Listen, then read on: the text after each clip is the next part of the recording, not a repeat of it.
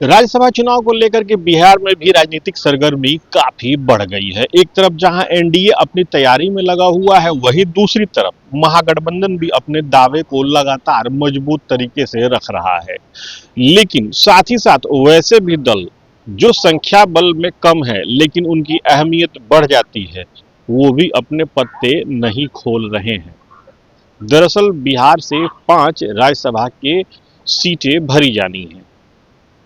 NDA की कोशिश उन सभी सीटों पर अपनी ताकत को दिखाते हुए अपने सांसद को काबिज करने की है।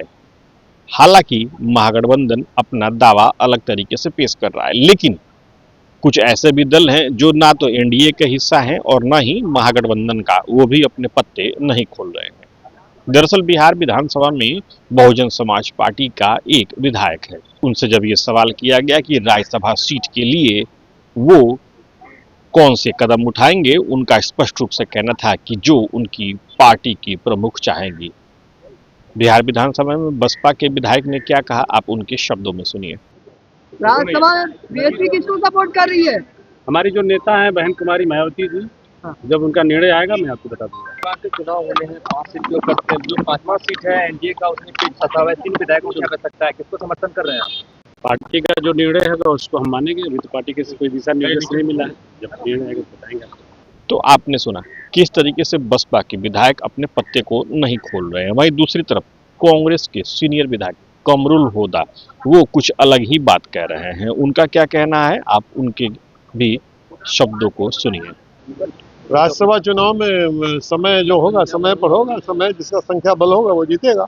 तो जिसको मैंने महागठबंधन एनडीए दोनों में से 5 सीट, एनडीए तो करेगी 5 सीट हम जीतेंगे, महागठबंधन अच्छा, दावा सब अपना अपना कर रहा है, वो तो चुनाव आएगा तो देखा जाएगा। चुनाव में जिसका संख्या बल होगा वो जीतेगा। 41 सीट चाहिए इसको महागठबंधन को। हाँ, 41 सीट चाहिए। 40 एआईएमआईएम समर्थन लेना पड़ेगा आप लोग को, अगर आप लोग चाहिएगा। हाँ बिल्कुल लिया जाएगा समर्थन, जब समय आएगा तो समर्थन लिया जाएगा।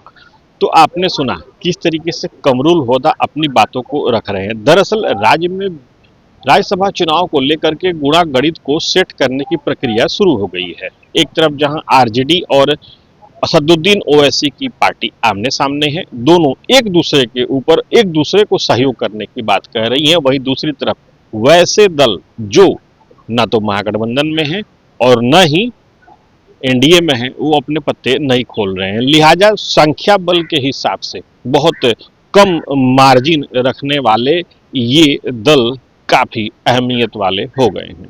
Sujit Kumar, TV 9 digital, Patna.